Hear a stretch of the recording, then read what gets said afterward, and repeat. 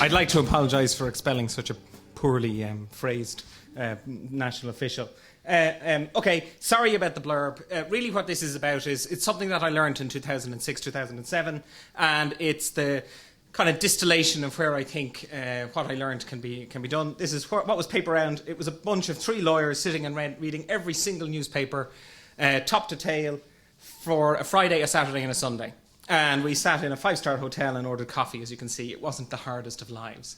And we did this because my wife was away on the weekend. So what we discovered was the material that was there wasn't journalism really at all. It was planted there by a vested interest of one form or the other. But one of the more interesting things we discovered was because we published our stuff on a wiki as we were going along and journalists were interacting with us, was that the journalists didn't seem to think that this was a problem.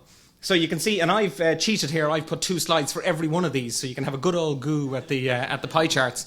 But you can see we split it out in terms of, for every single story in the news section, all the way down to the opinion pages, we analysed where did the story come from. We just found where it was that sources say, Garda say, the minister was said to have said, there was a press release and so on. You can see journalism is always this purple section here. Advertorial we did in bright red as worrying. That's things like Sony PlayStation to be launched this weekend, and you'd get maybe an entire page on that.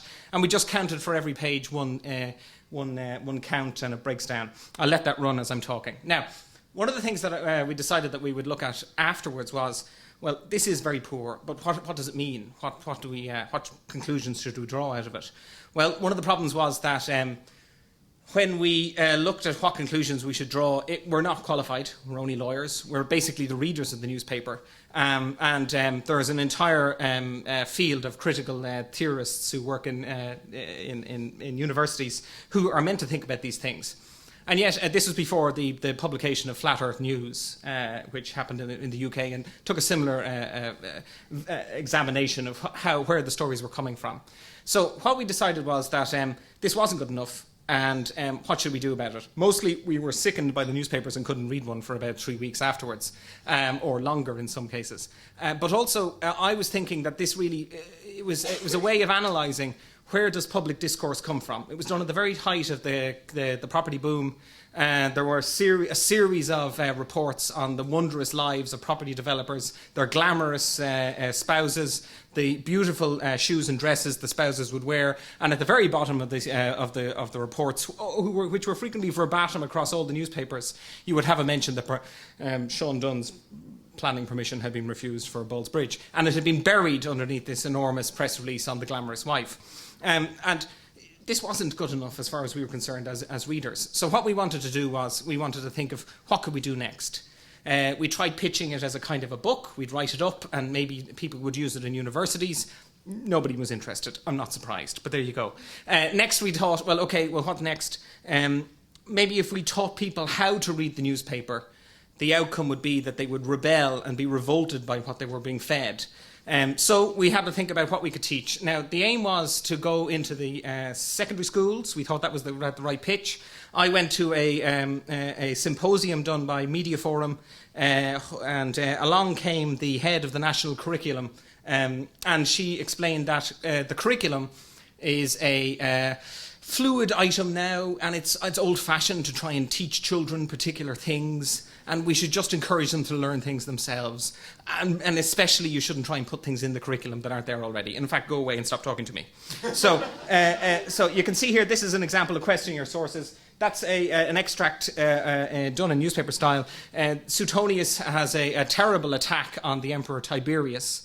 Molests and murders and so on. And of course, Suetonius was part of the senatorial class. This is where I got my interest in questioning your sources. I did classics in UCD, and I said, well, Suetonius, if you have to read him, he's the only source you've got, but you've got to find out who is he and why he's doing it. So why would we go along? Conor McHugh is a teacher in St Thomas's. He was doing an MA. He researched the effects of teaching media literacy to primary school students. He's in Lucan. He said there was a high level of class disruption, normally a kind of a background level of disruption. By teaching media literacy, he discovered that not only did the class disruption fall to 0, unprecedented, during the teaching of it, but that for the rest of the day it was 0 in every other subject. In other words, once the children's brains had been turned on and they were encouraged to express what they thought about the world they were in, that they wanted to have more, they were able to learn more easily on everything else. Now, what I'm enthused, yes I am. But what I was saying is that I think that this is something for a transition year module. Transition year modules don't have to be approved by the Curriculum Association. It's up to teachers themselves to decide that they will take it. And so what I was suggested is that a module could be produced based on the media, the film module, which is very popular because it involves showing films to children and they stay quiet for like hours on end. But also it has a great deal of high quality glossy material produced for teachers who are very nervous about teaching new things to work. So if you're interested in helping create a module to teach children in transition year how to read the newspapers, bit.ly/paper round, and you have to use the capital letters like that. Otherwise, I'm afraid you go to the old wiki. So paperround.ie, paper round like that. And I hope that somebody here will be interested enough to sign up in the form that you'll find there, and we might have another meeting later on. But thank you very much for your time.